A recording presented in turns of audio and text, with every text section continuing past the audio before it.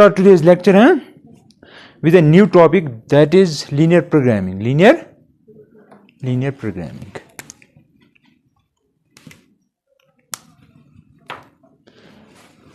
And we will finish it today. We have to, because we have time limit. Okay? What is linear programming?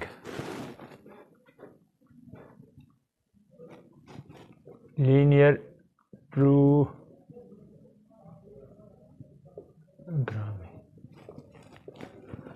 अब देख लेना मैं क्या कहूँगा, accordingly we will solve problems. ठीक है, यहाँ पे देखो एक इन्वेस्टर है, देयर इज एन इन्वेस्टर.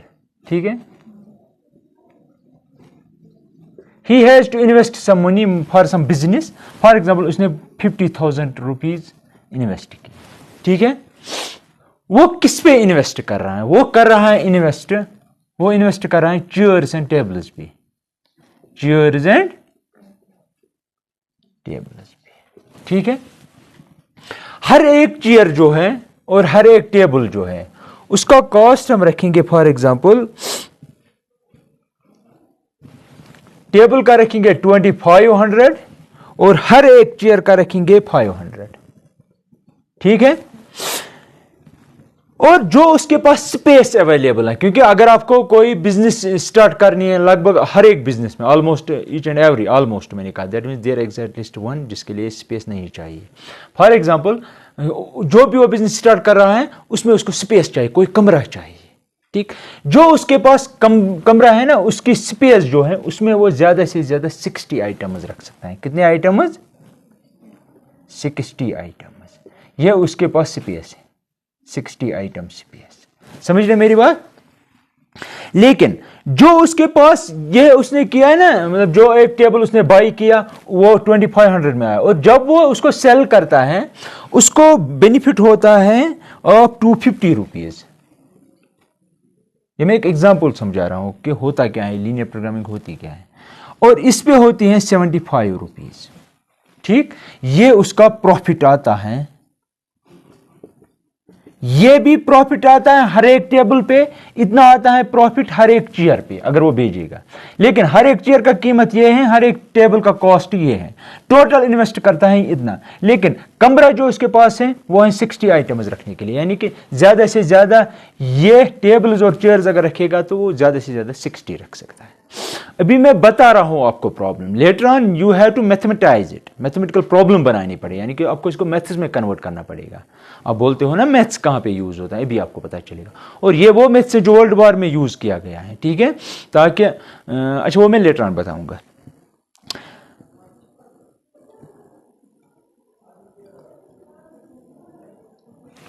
देखो अब क्वेश्चन क्या है उसके दिमाग में, इन्वेस्टर जो है उसके दिमाग में यह क्वेश्चन है कि how many tables and chairs, tables and he should buy how many tables and chairs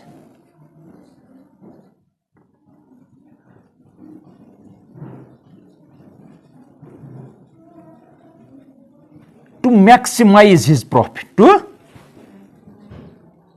maximize his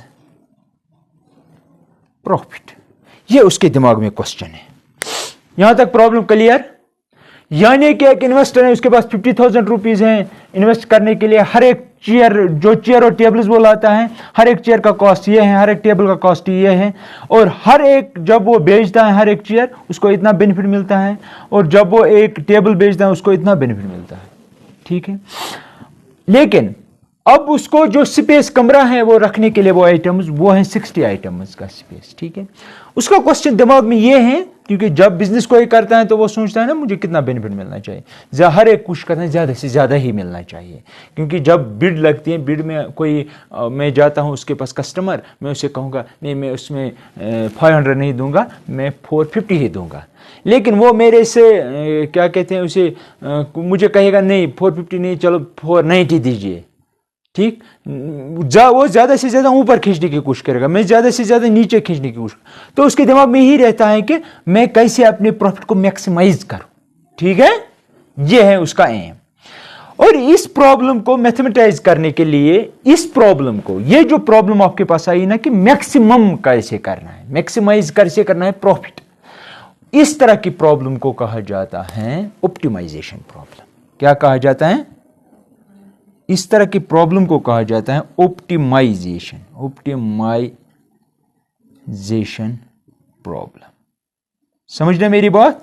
अब ऑप्टिमाइजेशन का मतलब हुआ मैक्सिमाइज और मिनिमाइज। आपने पढ़ा है ना मैक्सिमम मिनिमम, बिल्कुल उसी की तरह।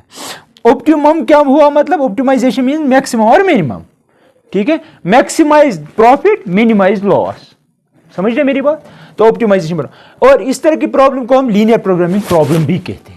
ठीक है, अब हमारा एम है कि हम इसको मैथमेटिकली कैसे सॉल्व करेंगे और किस तरह हम इसको, मतलब ये कॉमन प्रॉब्लम है, कॉमन मैन की प्रॉब्लम है, हम इसको मैथमेटिकल मॉडल कैसे बनाएंगे। यहां पे देखो, जो वो ज्यादा से ज्यादा इन्वेस्ट कर सकता है वो कितना है?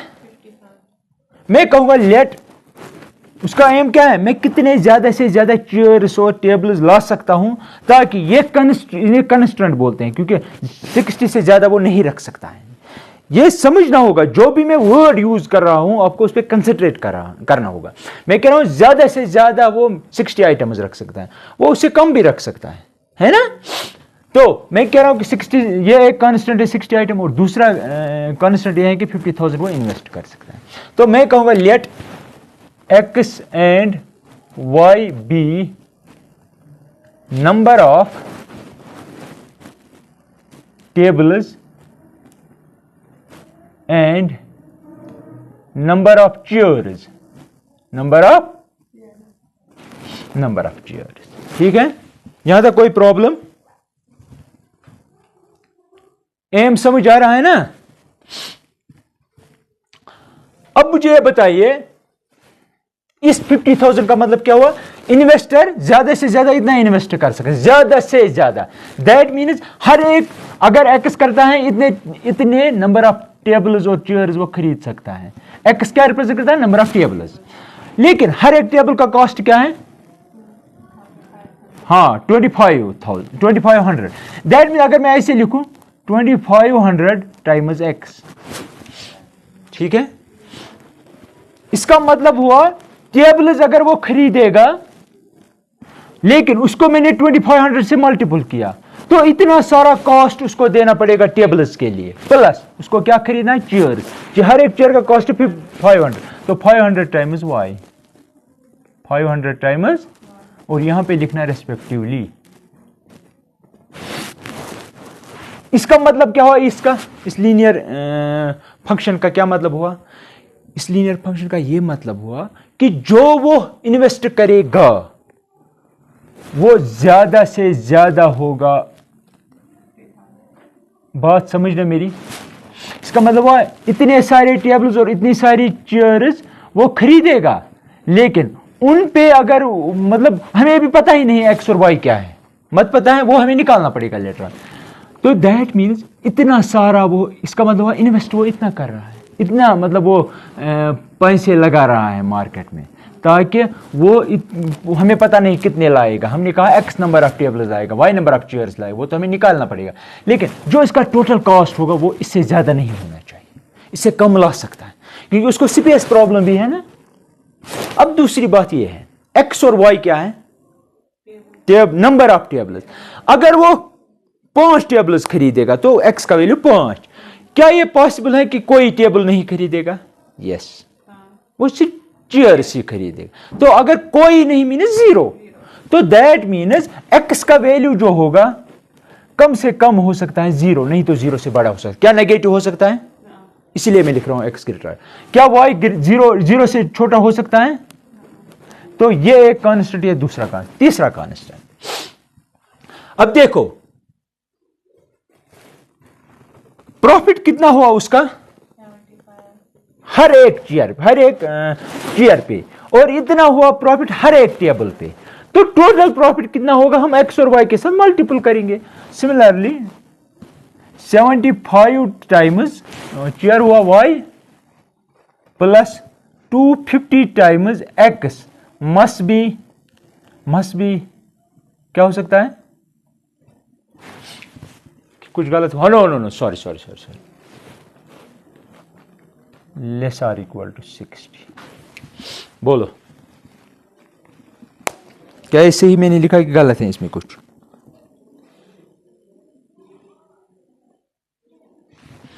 बोलो पहले मुझे ये बोलो, ये सही है यहाँ पे? अगर आप यहाँ पे इसको सिंपल पे करेंगे तो यहाँ पे बचेगा 5x, क्योंकि मैं 500 से डिवाइड करूँगा, plus y less or equal to 500 से तो 2 0 तो 500 और 100 निकलेगा पर है। देखो हाँ अब मुझे बोलो, मुझे लगता है मैंने यहाँ पे गलत किया, क्योंकि इसका मतलब क्या हुआ? इसका प्रॉफिट, लेकिन ये क्या है? तो हुआ ना गलत। हम प्रॉफिट को कैसे इसके साथ कनेक्ट कर सकते हैं? तो क्या मैं ऐसे लिख सकता हूं? क्योंकि नंबर ऑफ टेबल्स और नंबर ऑफ चेयर्स अगर देखेंगे वो ज्यादा से ज्यादा 60 होनी चाहिए। या जहां पे भी ये इनइक्वालिटी हो ना, उनको हम बोलते हैं कॉन्स्टेंट्स। क्या बोलते हैं?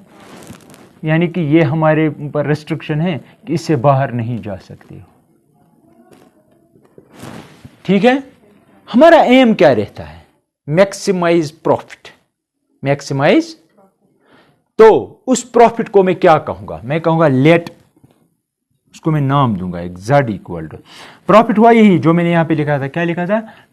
250 टाइम्स y x, हाँ नंबर ऑफ टेबल्स x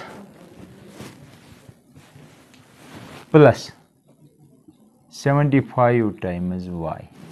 ठीक है, हमारा एम रहेगा मैक्सिमाइज इट। समझ रहे हैं मेरी बात? ठीक, हमारा एम यही रहता है कि इसको कैसे मैक्सिमाइज किया जाए इस प्रॉफिट को, क्योंकि इट रिप्रेजेंट इस प्रॉफिट। सही है, हमारा एक काम ये रहेगा इसको मैक्सिमाइज करना। ये क्या है? ये है, ये इसका दूसरा नाम है सिर्फ। ठीक है, हमारा एम यही रहेगा। तो इस तरह की प्रॉब्लम को कहा जाता है ऑप्टिमाइजेशन प्रॉब्लम या लीनियर प्रोग्रामिंग प्रॉब्लम। और इस फंक्शन को, ये मैंने क्या मैंने इनइक्वालिटी बनाई यहां पे? नहीं बनाई। इस फंक्शन को कहा जाता है ऑब्जेक्टिव फंक्शन। इसको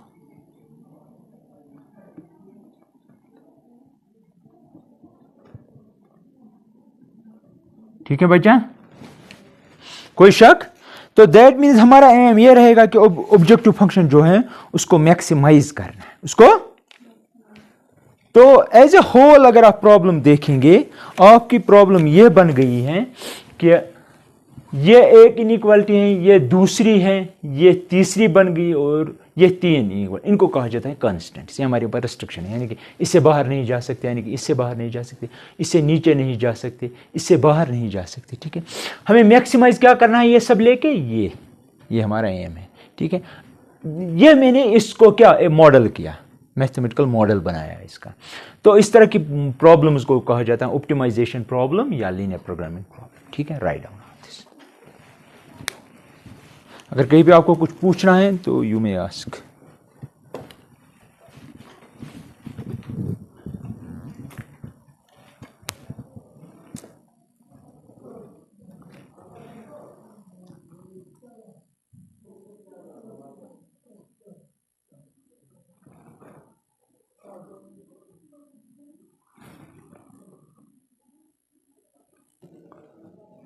देखो यहां पे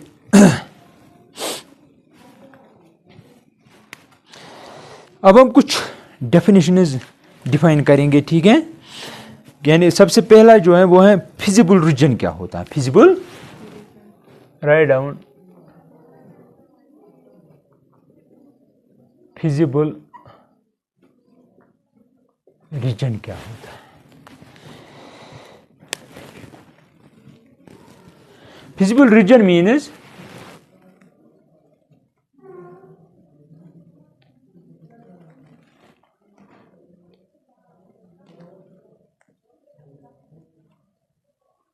common region determined, it is a common region determined by all the constraints determined by constraints। ठीक है, यानी कि जो भी आपके पास कॉन्स्टेंट्स हैं उनको फॉलो करना पड़ेगा, उनका ग्राफ कहां कहां से आएगा। ठीक है, that means common region determined by all the constants, क्योंकि कॉन्स्टेंट्स आपके पास क्या होते हैं, इनइक्वालिटीज।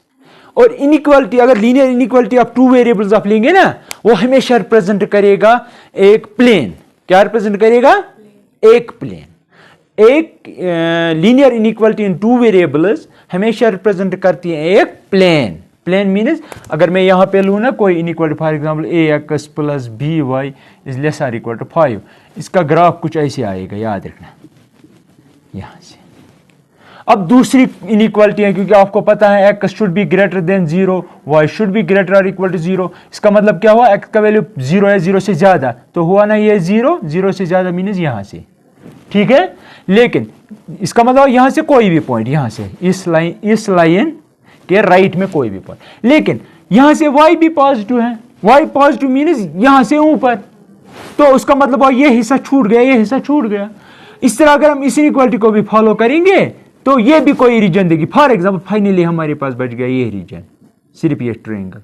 समझ रहे हैं मेरी बात, दैट मीन्स यहां से लेकर यहां तक, यहां तक, क्योंकि x पॉजिटिव y पॉजिटिव, अगर हम y पॉजिटिव लेंगे तो यहां से ऊपर, दैट मींस x एक्सिस से ऊपर, उसमें ये भी आएगा, ये भी आएगा। लेकिन यहां से है ना x पॉजिटिव का मतलब ये नहीं, नहीं ये, ठीक है, लेकिन ये, लेकिन y पॉजिटिव का मतलब y से ऊपर, तो फाइनली बचेगा फर्स्ट क्वाड्रेंट में। ठीक है, कहने का मतलब ये है कि ये जो शेडेड पोर्शन है, मैं ये एग्जांपल कह रहा हूं, समझा रहा हूं फिजिबल रीजन का क्या मतलब। मैंने कहा ये वो रीजन होता है जो डिसाइड कौन करते हैं, कॉन्स्ट्रेंट्स। कॉन्स्ट्रेंट्स मतलब वो लीनियर इनइक्वालिटीज, उनका ग्राफ जब ड्रा करते हैं वो हमेशा एक प्लेन बनता है। ये प्लेन बन गया, दूसरा प्लेन ऐसे बने, तो फाइनली उनका जो कॉमन रीजन आएगा वो आएगा ये। इसको हम उस वक्त कहेंगे क्या, फिजिबल रीजन। ठीक है, ठीक। इसके बाद एक और फिजिबल सोल्यूशन।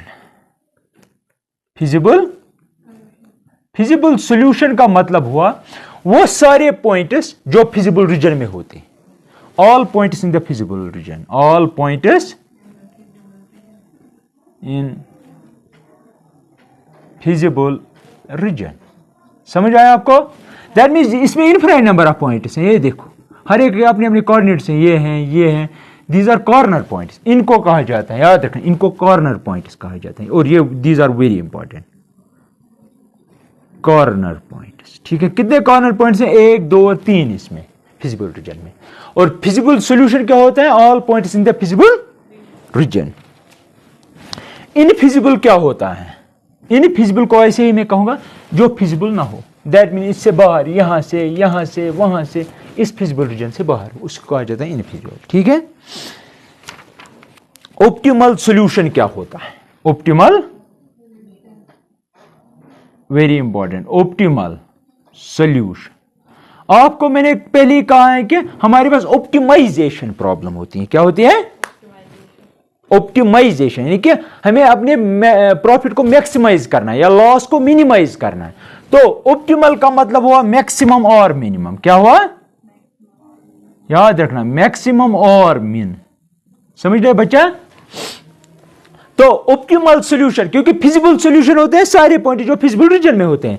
ऑप्टिमल सॉल्यूशन वो पॉइंट्स होते हैं एक फिजिबल रीजन में जो आपकी ऑब्जेक्टिव फंक्शन को मैक्सिमाइज या मिनिमाइज करे, यानी कि ऑप्टिमाइज करे। और such points always occur on corner points. याद रखना मेरी बात, क्या कहा मैंने, फिजिबल सॉल्यूशन वो, ऑप्टिमल सॉल्यूशन वो फिजिबल सॉल्यूशन होता है जो ऑलवेज ऑकर करता है कहां पे, कॉर्नर पॉइंट्स पे। और एक बात यह है कि यह मैक्सिमाइज करता है, यानी कि ऑप्टिमाइज करता है आपके ऑब्जेक्टिव फंक्शन को। ठीक है, तो this is a feasible solution, feasible solution which optimises, this is the best term, which optimise. Optimise का मतलब क्या हुआ, हाँ, मैक्सिमाइज और minimise, which optimises the objective function, objective, और ऑब्जेक्टिव फंक्शन को यूजुअली हम डिनोट करते हैं z से। ठीक है, तो होते हैं ये ऑप्टिमल सॉल्यूशन होता है असल में फिजिबल सॉल्यूशन ही, लेकिन और ये it occurs eight corner points, ये भी मैं लिखूंगा it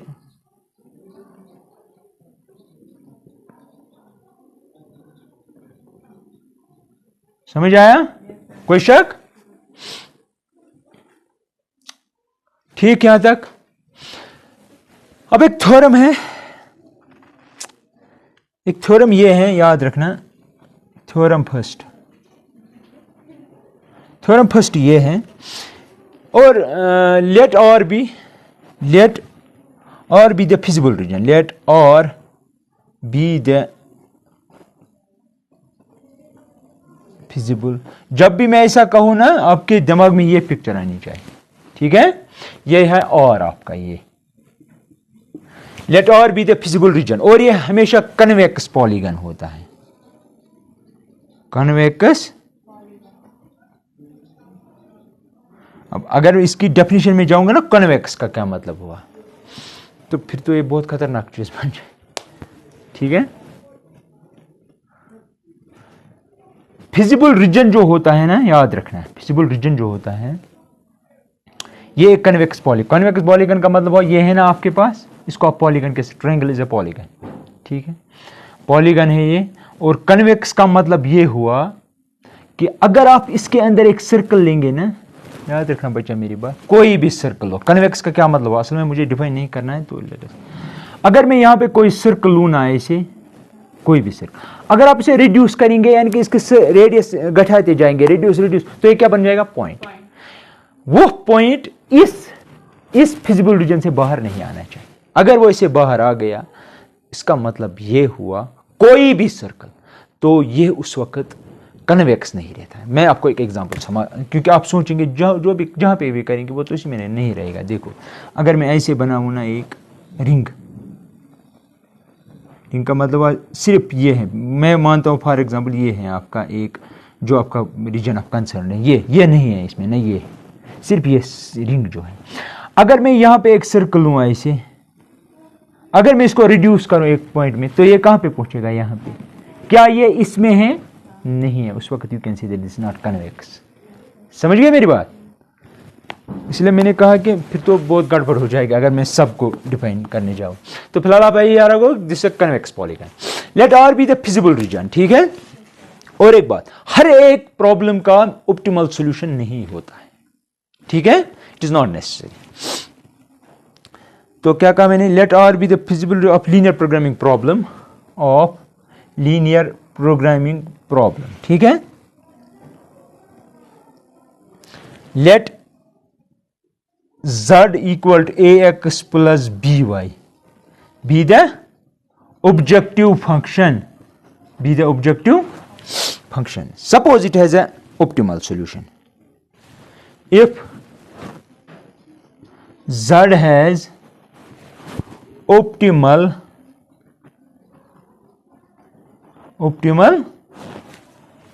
suppose z has optimal solution, then optimal solution आपको समझाया मैंने, एक पॉइंट होता है जो ऑकर करता है कॉर्नर पॉइंट, ठीक है? पॉइंट होता है, ठीक है? देन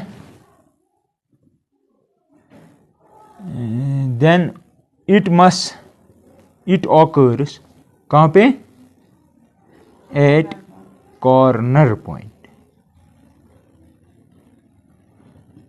समझने मेरी बात को? मैं फिर से बताता हूं, मैंने क्या कहा, हर एक लीनियर प्रोग्रामिंग प्रॉब्लम का ऑप्टिमल सॉल्यूशन होना जरूरी नहीं है। यहां पे देखो, मैंने कहा कि अगर आपके पास फिजिबल रीजन है, यह है ऑब्जेक्टिव फंक्शन, ठीक? अगर इस ऑब्जेक्टिव फंक्शन के पास ऑप्टिमल सॉल्यूशन था तो वो डेफिनेटली कॉर्नर पॉइंट पे होगा, ठीक है? This is one theorem. अगर होगा, इफ, इसलिए मैंने लिखा if it occurs, if z has, if is important. Theorem 2,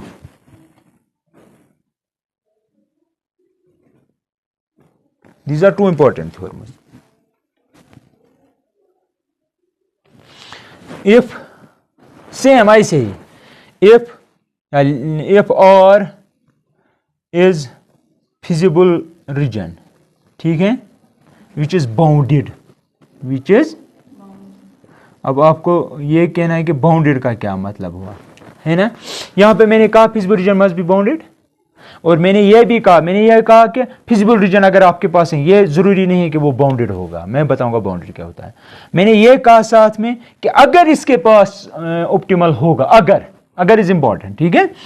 तो इसीलिए इसका मतलब यह भी हुआ, आप दूसरी सेंस में सोच सकते हो, दैट मीन्स फिजिबल रीजन के पास नहीं भी हो सकता है, ठीक है। तो नीचे अब मैं लिख रहा हूं थ्योरम, अगर आपके पास और जो है फिजिबल रीजन है और वो बाउंडेड है, बाउंडेड का मतलब हुआ कि जो भी आपके पास फिजिबल रीजन है ना, वो एक सर्कल में समाना चाहिए। You must be able to include that feasible region in a circle, ठीक है। यानी कि मैंने एक सर्कल बनाया, इसको मैंने इसी में रखा, दैट मीन्स ये फिजिबल रीजन बाउंडेड है। लेकिन अगर बाउंडेड नहीं हुआ तब आप इसको सर्कल में नहीं रख सकते। अब आप कहेंगे सर इस तरह का केस किस तरह का हो सकता है। फॉर एग्जांपल, आपने जो कान, ये वाई एक्सिस है, ये एक्स एक्सिस है, और आपके पास जो फिजिबल रीजन आ रहा है वो आ रहा है कि ये आ रहा है, दैट मीन्स ये यहां से जा रहा है इन्फिनिटी की तरफ। क्या इसको आप सर्कल में रख सकते हो? नहीं रख सकते। This is said to be unbounded. समझ रहे मेरी बात? तो मैंने कहा let R be the region, feasible region which is bounded, and let z equal to ax plus by be the objective function। क्योंकि इसका फिजिबल रीजन बाउंडेड है, इसके पास डेफिनेटली होगा। यहां पे मैंने कहा अगर होगा, तो then it has optimal solution which occurs at, हाँ लिखो अब ये सारा। अब हम कोई प्रॉब्लम लेंगे, ठीक है भाई साहब।